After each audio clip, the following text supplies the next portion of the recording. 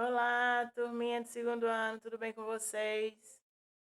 Maravilha! Hoje, quinta-feira, 20 de maio de 2021, nossa aula de Geografia. Lembrando que, desde segunda-feira, fizemos a entrega do envelope com as atividades avaliativas. Pois bem, praticamente toda a minha turma já está com o envelope, tá?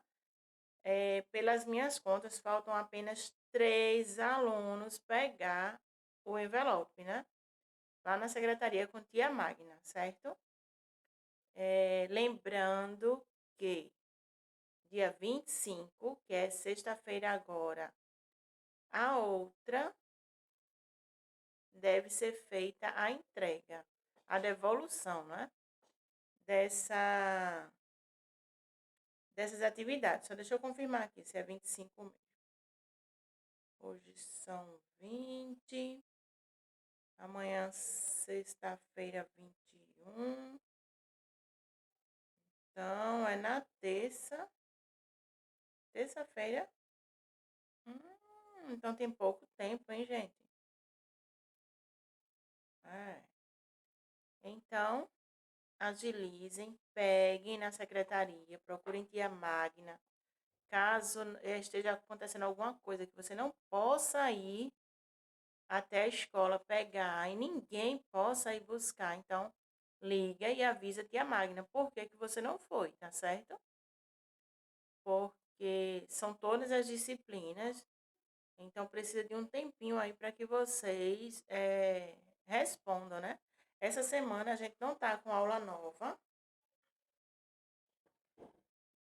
não, a gente não tá trazendo assunto novo para que vocês tenham tempo de revisar o assunto da atividade e realizar as atividades, né?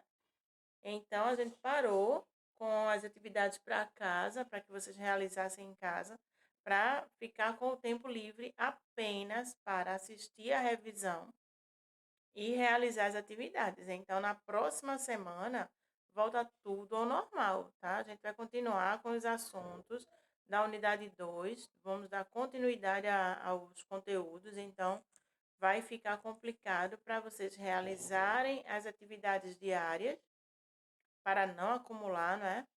E realizar as atividades do envelope, tá?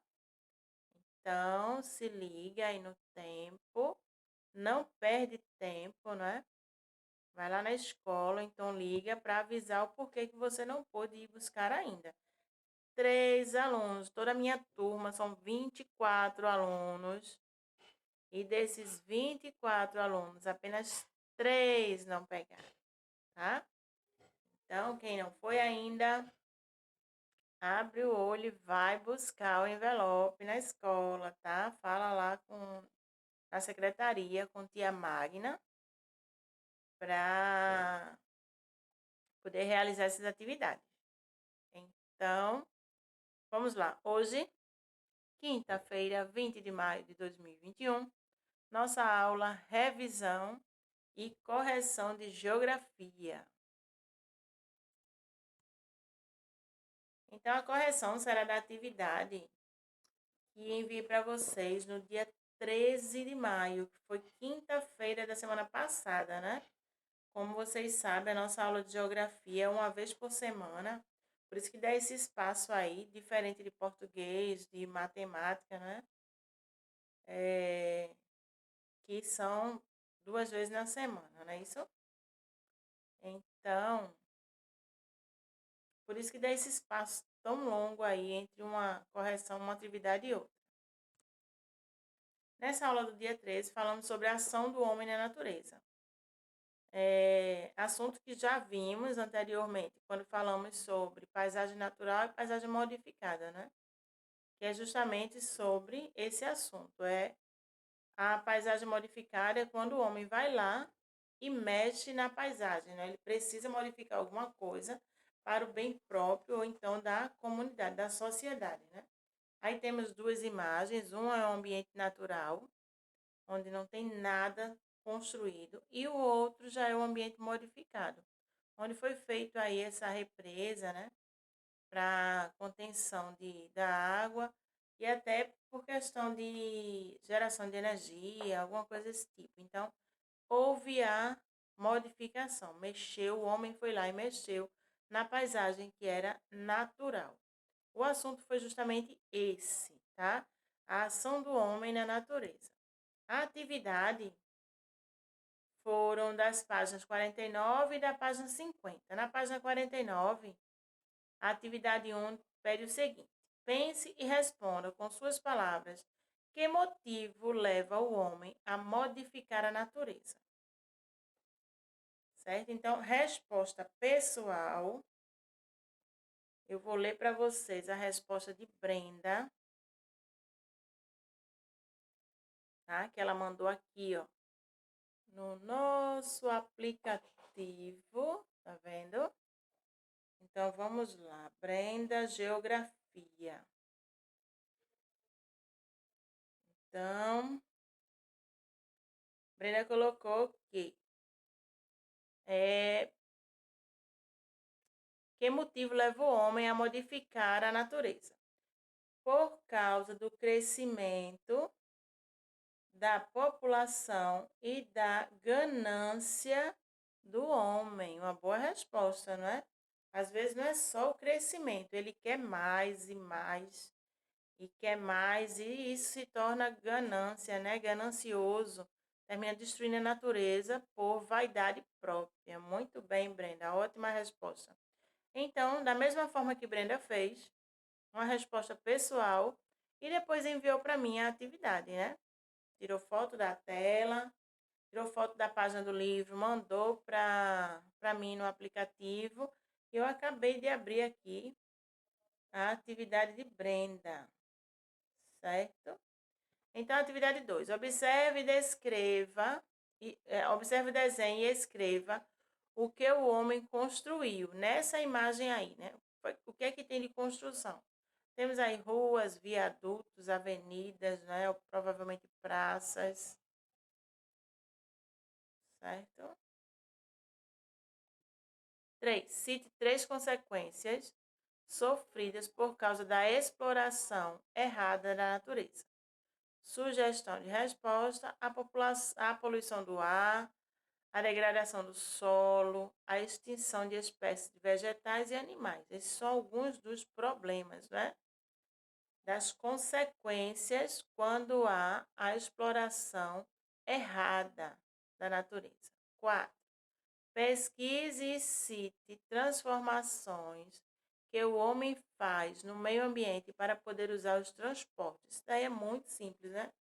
Derrubada de árvores para poder construir as estradas, né? E tem a poluição do ar, né? Porque o gás emitido pelos transportes, pelos veículos, poluem o ar, né? Por isso que tem até países que têm campanha para diminuir, para aumentar o uso de bicicleta, para você caminhar, trabalhar próximo de casa. Ainda não chegamos nesse nível, né? O Brasil ainda não chegou nesse nível. Então, o 5, continuando na página 50, foi a segunda página da atividade. Relacione o que se pede de acordo com o exemplo. Aí tem aí de um lado elementos naturais e no outro elementos modificados. Ele queria que você colocasse um elemento natural e o que esse elemento iria virar quando fosse modificado. O exemplo aí é madeira, elemento natural, e modificado móveis, tá? Brenda colocou trigo no elemento natural e o modificado pão. A soja é o elemento natural e o modificado óleo. Também podemos colocar um rio, é um elemento natural, e óleo modificado com a ponte, né? A gente pode colocar a ponte.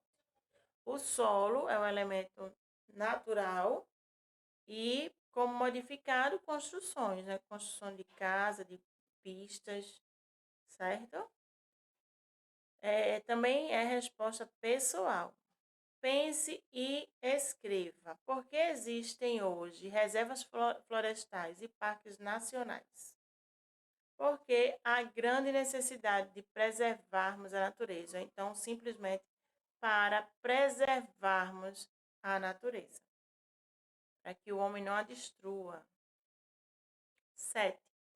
Critique e aponte solução para as queimadas e a poluição do meio ambiente. Deixa eu ver se chegou outra atividade, tá?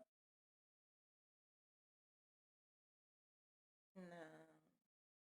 Então eu vou ler a de Brenda novamente, porque ele quer que você critique, faça uma crítica e dê uma solução, aponte uma solução, né? O que é que pode ser feito para acabar com as queimadas e a poluição do meio ambiente e dos rios, né?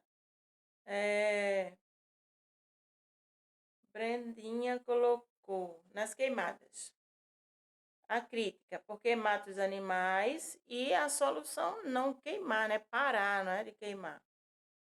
A poluição no meio ambiente nos rios destrói a vida no planeta, não jogar lixo no rio. Pois é. Então, o negócio é esse, é não fazer. Quando a gente não faz o que a gente sabe que está errado, tudo muda, não é isso? Então, se a gente tem a consciência de que não pode fazer, não é para fazer, então a gente não faz. A gente procura sempre fazer o certo. Pois bem, peguem aí o livro de vocês. Fizeram a correção. Ótimo. Agora, vamos à nossa revisão, certo? Vamos revisar para depois realizar a atividade avaliativa de geografia. Pois bem, usei alguns assuntos, praticamente a maioria, tá? Da unidade 1. Tá aqui a unidade 1. Ó. O único assunto que eu não coloquei nessa atividade avaliativa foi a comunicação, que eu deixei para a segunda unidade. Certo? Mas aí vamos falar sobre a rua, o bairro, os transportes, o trânsito e a acessibilidade. Então, iniciando a revisão, temos aí a rua, página 6 no livro de vocês. Ó. Página 6, certo? Então, é o seguinte. As ruas são bem diferentes. A gente pode notar aí, através dessas 4 imagens. São 4 imagens de ruas, porém totalmente diferentes uma da outra. Em algumas ruas temos apenas moradias e pouco movimento de automóveis. Elas são muito boas para as crianças brincarem. É o que acontece aí nessa primeira imagem, né? Bem tranquila. Outras são movimentadas com poucas árvores, muito barulho e poluição. Na área rural, temos ruas que não são asfaltadas e que, nos períodos de chuva, causam à população muitos transtornos, né? Vimos isso semana passada, porque a maioria de nossas ruas, quando não é calçada, quando não tem o asfalto, enche de lama, fora as cheias que dá, né? Que aparecem. Pois bem. Então, tá aí, rua, uma diferente da outra, tá? Aí nas imagens temos uma rua bem tranquila, a outra tem bastante prédio e pista, porém tranquila. Uma outra imagem, muita gente, né? Um fluxo enorme de pessoas. E uma outra bem misturada, né? Tem aí pedestre e tem os veículos. Tá bem louco aí essas imagens, né? Essas duas últimas imagens. Pois bem, rua, cada uma tem sua característica e são diferentes, certo? Com certeza a rua de vocês tem as particularidades das ruas, né? da rua de vocês. Que só a rua de vocês tem. É a questão do asfalto, a questão da insegurança, se tem padaria próxima, se tem posto de saúde, se tem posto de gasolina, se tem, se passa ônibus próximo, se tem que andar bastante. Então, cada rua com sua característica própria. Nenhuma rua é igual a outra. O bairro, o assunto, o bairro, está na página 11 do nosso livro, certo? Então, o bairro, quando passeamos pelas ruas, percebemos o movimento de pessoas, dos carros, das lojas e etc. Vemos estudantes indo para a escola, adultos indo para o trabalho, garis limpando as ruas, pessoas indo e vindo por todos os lados. Vemos casas, edifícios, lojas, praças, avenidas e muito mais. É o endereço que nos faz chegar nos lugares que não conhecemos. O endereço é formado pelo nome da rua ou da avenida, número da casa ou do prédio, número do apartamento e nome do bairro, certo?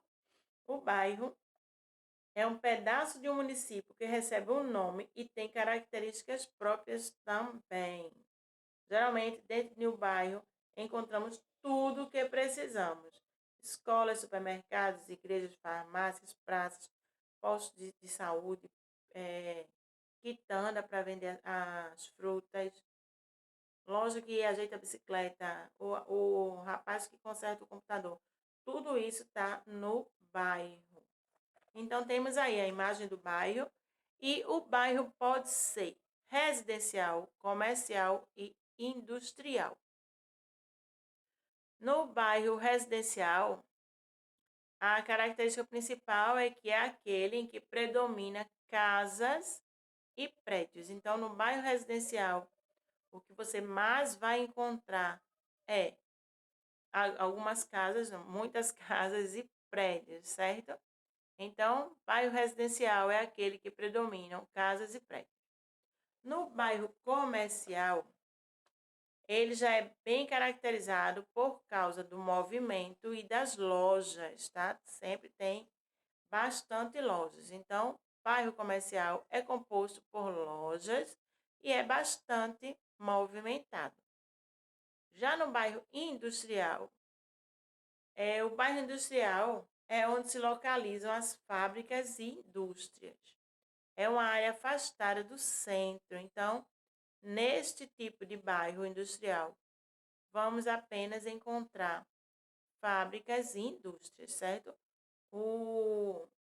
As casas ficam bastante distantes, nesse caso do bairro industrial. É o contrário do bairro comercial, que próximo tem bastante moradia. Porém, o que predomina, o que mais tem no bairro comercial são as lojas e o movimento de pessoas, né? Muita gente para lá e para cá, diariamente. Então, bairro é um pedaço do município que ganha um nome e tem suas características próprias. Então, temos aqui em Olinda o bairro de Rio Doce, o bairro de Ouro Preto, o bairro do Varadouro, o bairro da Tabajara, temos o Alto da Conquista, o Xambá. Então, temos vários bairros, né, dentro da cidade de Olinda, certo? E cada bairro tem sua característica e ainda pode ser dividido em residencial, comercial e industrial.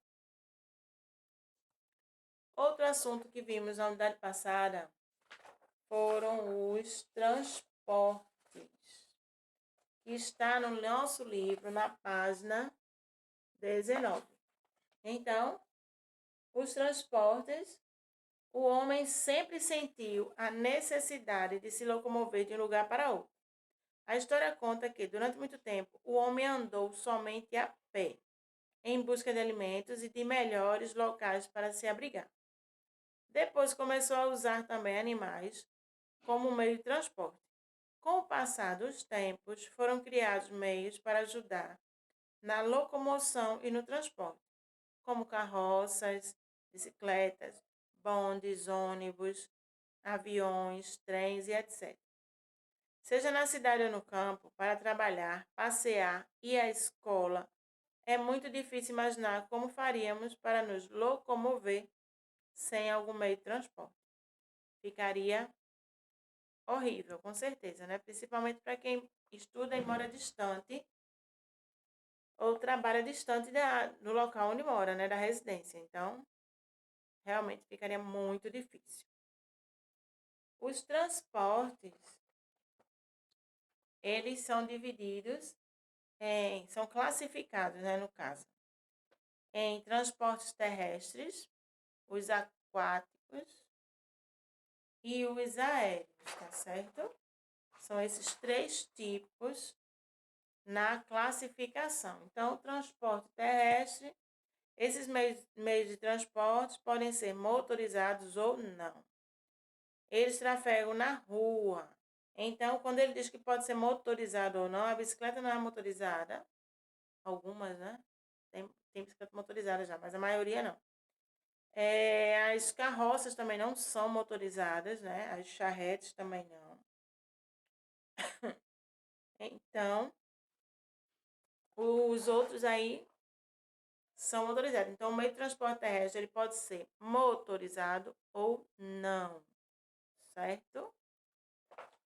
O meio de transporte aquático, eles podem ser marítimos, fluviais ou lacustres. Transportes aquáticos movido a motor, navios, barcos de pesca, pequenos barcos, lanchas, iates, barcas, jet ski, esses são motorizados. Temos também transportes aquáticos a vela, que é no caso aí das jangadas, e temos também a remo, né? Que é no caso da canoa. Então, temos aí nas imagens dois motorizados, um a vela e um a remo, certo? Tá aí na imagem. Então, o meio de transporte terrestre, da mesma forma que o aquático, e também vamos ver que o aéreo pode ser motorizado ou não, tá? Os transportes aquáticos trafegam em rios, mares e lagos. Quando eles trafegam nos mares, são chamados de marítimos. Quando seu percurso é feito em rios, são chamados de fluviais. E quando a navegação é feita em lagos, são chamados de lacustre, certo? Então, temos aí transportes aquáticos marítimos, fluviais e lacustres. Marítimos, quando é trafegado no mar, fluviais no rio e lacustre nos lagos. Podem ser motorizados ou não, certo? Pode ser movidos a motor, a vela ou então a remo. E temos também os transportes aéreos. Entre os transportes aéreos, existem alguns que necessitam de motores para circular. Avião de grande porte, aqueles que transportam muitos passageiros. Aviões de pequeno porte, carregam poucas pessoas e carga, tipo teco-teco. Foguetes e alguns tipos de aeronave, que são considerados mais velozes. Os helicópteros, que são utilizados para pequenos trajetos, circulam com poucas pessoas e não precisam estar muito alto para trafegar, ao contrário do avião. Ainda existem os transportes aéreos, que são utilizados para práticas esportivas, e que não precisa de motores e sim da ação e da força do vento para se locomoverem, como é o caso do balão e da asa delta. Então, transporte aéreo necessitam de motores para circular. Aviões de grande porte, aviões de pequeno porte, foguetes e alguns tipos de aeronaves e helicópteros. E ainda existem meio de transporte, os transportes aéreos que são utilizados para a prática esportiva. Aí no exemplo temos a asa delta e temos o balão, não é? Pois bem, vamos falar também sobre o trânsito, que está na página 26. Então, o trânsito No Código Brasileiro, no Código de Trânsito Brasileiro, que é o CTB, o sentido de trânsito é mais amplo e não é apenas o movimento de pessoas ou de veículos. Pois bem, por que ele diz isso? Porque antigamente, quando se falava assim em trânsito, era só a circulação de pessoas e de veículos. Hoje ele já abre mais essa definição, né? E coloca que são para veículos, animais, conduzidos ou não para fins de circulação, estacionamento, operação de carga e descarga, movimentação e imobilização de veículos, pessoas e animais nas vias terrestres. Então, ele envolve tudo que está ali no trânsito, né? Ele não fica mais limitado a apenas veículos e pessoas. Fala até de animais, fala da questão da carga e descarga. Então, deu uma ampliada aí na definição de trânsito. Todas as vias são sinalizadas para evitar acidentes e é dever de cada um conhecer a sinalização e respeitá-la. Ah, mas é só os motoristas que devem conhecer. Não. Pedestre também tem que saber, tem que ter conhecimento da sinalização para ajudar e evitar acidentes, não é isso? Temos aí algumas placas, né, de trânsito. Temos aí proibido estacionar, permitido 80 quilômetros por hora. Temos aí uma placa de pare, proibido bicicleta e uma setinha dizendo que pode seguir naquele sentido ali da seta. Então, é dever de todo cidadão conhecer e respeitar a sinalização de trânsito, tá? Só devemos tomar alguns cuidados, né? No caso do pedestre, ele deve sempre observar o semáforo. O semáforo de pedestre só tem duas cores, o verde e o vermelho. Geralmente vem com um bonequinho para ajudar também na questão da percepção, né? Caso a pessoa tenha alguma dificuldade, ele vai saber, porque às vezes pode acontecer a pessoa não reconhecer as cores, ser daltônico, né? Então, como é que vai saber se está vermelho ou se está verde? Por isso que colocaram também os bonequinhos para ajudar. Então, o bonequinho paradinho, vermelho. Bonequinho andando, verde. Vermelho indica perigo, pare. E o verde indica pode passar. Devemos também observar e sempre atravessar na faixa de segurança. A faixa de segurança é o local onde o pedestre deve atravessar. Ela é pintada no chão e serve para evitar acidentes. Todo veículo deve parar antes da faixa de segurança, dando passagem preferencial para os pedestres. A gente sabe que em alguns locais, alguns motoristas não respeitam, né? Para em cima, passa sinal fechado, bem complicado. 3. Olhar para os dois lados antes de atravessar. Sempre, tá? Mesmo após observar o semáforo, o pedestre deve verificar se não há carro se aproximando, porque é como eu falei, existem alguns motoristas que não respeitam, param em cima da faixa, passa no sinal fechado, então pode acontecer de um motorista não respeitar e causar um acidente, né? Então, bem importante olhar o sinal, olhar o semáforo e olhar para os dois lados para ver se pode passar ou não. Há em alguns centros semáforos para pessoas com deficiência.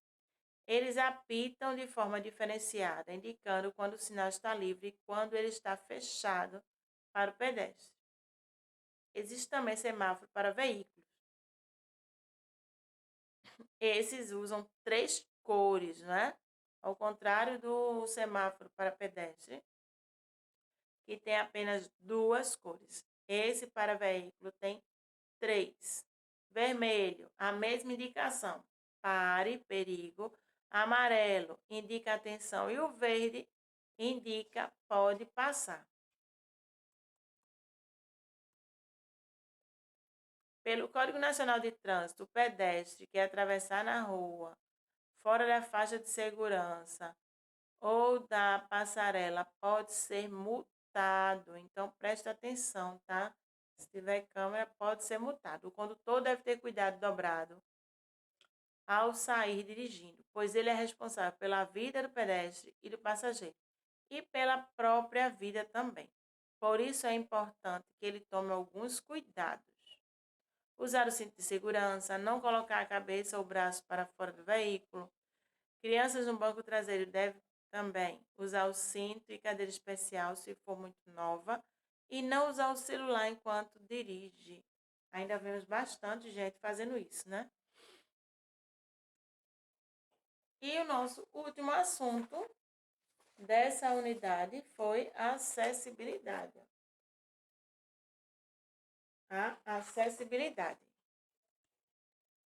Acessibilidade é dar direito de circular, de ir e vir com segurança e autonomia a pessoas com dificuldade de locomoção.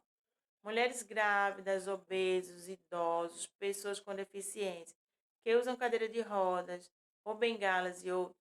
Essas pessoas sentem muita dificuldade de se locomover pelas calçadas, já que estas não estão adequadamente preparadas para o acesso livre e seguro.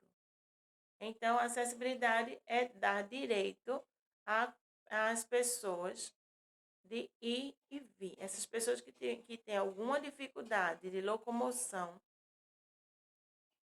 seja permanente ou seja provisória, né, temporária, precisa ter esse direito garantido, tá certo? O direito de circulação, né, o direito de ir e vir. Então, devemos ter acessibilidade das edificações. Os prédios devem permitir livre acesso da rua, com calçadas adequadas, com rampas e corrimões, até o interior do prédio, começando pelas portas que devem ser largas e o acesso de cadeirantes e obesos. Outras recomendações devem ser cumpridas, tais como cadeiras com assento duplo para pessoas obesas, bacias sanitárias e pias devem ter barras e a altura específica. Elevadores devem ter sinais táteis e sonoros, que é sinal tátil, aquele em que tipo a leitura é a leitura braille, né? Que passa o dedinho, quem conhece a leitura, e identifica qual é o andar que quer ir. Além disso, ainda tem o sinal sonoro, né? Quando o próprio elevador ele vai ditando o andar, né? Primeiro andar, aí a pessoa que tem dificuldade escuta e já se liga que está próximo, então que é o que ele vai descer. E cinemas e estádios devem ter lugares para cadeirantes, deve ter um lugarzinho. Geralmente no cinema tem um espaço como se fosse de uma cadeira, que é justamente para a pessoa colocar a sua cadeira de rodas naquele espacinho ali e conseguir assistir normalmente, como é o direito dele, né? De ir e vir. A acessibilidade nos transportes. Importante também é o acesso aos transportes coletivos. Os degraus dos ônibus precisam ter altura adequada para que os idosos e deficientes possam utilizá-los. Então, acessibilidade nos transportes. Você já deve ter visto que alguns transportes têm esse elevadorzinho aí da imagem, onde ajuda a pessoa cadeirante entrar no ônibus e fazer o trajeto normalmente, como qualquer ser humano. Não é isso? Os pontos de parada de transporte coletivo devem ter assentos fixos para o descanso de idosos e pessoas com crianças de colo, além de estar bem localizado, para não ficar perigoso. E a acessibilidade na comunicação. Devemos considerar que a comunicação é um aspecto importante para o deslocamento de pessoas com deficiência visual, deficiência auditiva, analfabetos e crianças que ainda não sabem ler. Então, deve-se considerar que a comunicação é muito importante para esse grupo de pessoas, né? Outro aspecto importante na comunicação é que pessoas com algumas deficiências já podem ter acesso ao uso da internet, assistir a televisão, falar ao telefone, tudo isso porque parte da Constituição do Brasil garante o acesso à informação e à comunicação. Exemplos do que pode ser feito para uma melhor acessibilidade são Sinais de trânsito sonoro, que ajudam os deficientes visuais a atravessar as ruas, e sinais de trânsito com imagem, que ajudam os analfabetos a entender a mensagem a ser dada. Foi o que falamos agora há pouco, né? Sinal sonoro, a pessoa que tem deficiência visual, ela vai ouvir e vai conseguir atravessar tranquilamente, né? A mesma coisa vale, a mesma coisa vale para o pessoal que tem dificuldade de leitura, as crianças que ainda não aprenderam a ler. Por isso que tem o sinal para pedestre com o bonequinho, né? O bonequinho vermelho, ele parado, e o bonequinho verde, ele andando, né? Mostrando que pode andar.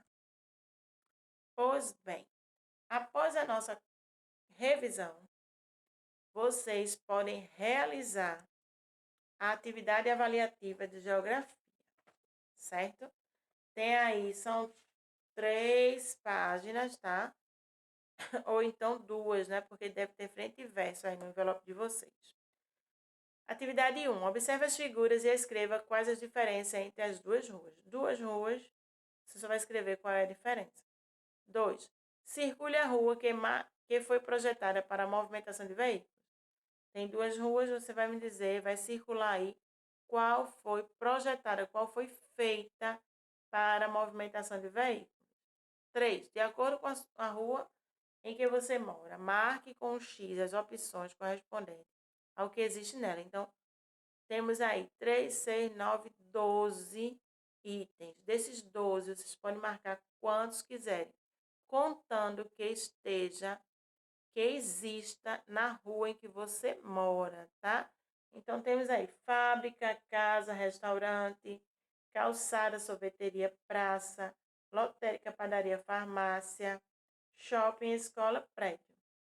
Tranquilo, marca um X no que existe na sua rua, na rua que você mora. 4. Cite as características dos bairros. Qual a característica do bairro comercial? Letra B, do bairro residencial. E letra C, do bairro industrial. Muito fácil. 5. Marque um X no que você pode e deve fazer pelo seu bairro. Não jogar papéis na rua, escrever nos muros, ser gentil com os moradores, não arrebentar gangorras e balanços no parque. Vai marcar um X no que você pode e deve fazer pelo seu bairro. 6. Relacione as colunas corretamente, numerando-as. Meio de transporte aéreo é 1, meio de transporte aquático 2, meio de transporte terrestre 3. Do outro lado temos, é usado em rios, mares e oceanos, é usado em avenidas, ruas e ferrovias, é usado no ar. 7. Procure no diagrama o nome de alguns meios de transporte, depois escreva-os no local adequado. Então, temos aí navio, trem, avião, caminhão e ônibus. Procurou, pode pintar, tá? Para ficar mais fácil. E eu escrevo lá embaixo quais os meios de transporte aquático que eu encontrei, qual o meio de transporte terrestre e o aéreo que foi encontrado aí no diagrama, certo? Achei navio. Navio é o meio de transporte o quê? Aquático. Eu escrevo o nome navio, certo? E atividade 8, identifica as placas de trânsito abaixo. Tem aí 4 placas, as que vimos agora há pouco na atividade de revisão. E escreve o nome. Muito simples. 9. Assinale apenas as frases verdadeiras. Temos aí 3 frases e temos 2 verdadeiras, certo? Por isso que são as frases verdadeiras. Primeira frase: a acessibilidade oferece condições para que uma pessoa com dificuldades de locomoção possa transitar.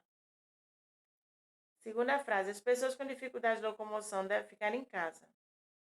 E a terceira: a acessibilidade deve estar presente em edificações, transportes e comunicação. Aí você marca aí as que forem verdadeiras. 10. Observe a imagem e escreva o que está impedindo a mulher de entrar no banheiro. Dentro do balão, escreva o que você imagina que a mulher falou. Tá aí a mulher tentando entrar no banheiro. Você vai escrever o que é que está impedindo ela de entrar. Escreveu nas linhas, dentro do balãozinho. Vai pensar, vai imaginar aí o que é que essa mulher está dizendo, tá? Pelo fato dela não conseguir entrar no banheiro. Então, terminou. Guarda no envelope direitinho, não amassa, não risca, não molha. Cuida da tua atividade, tá certo?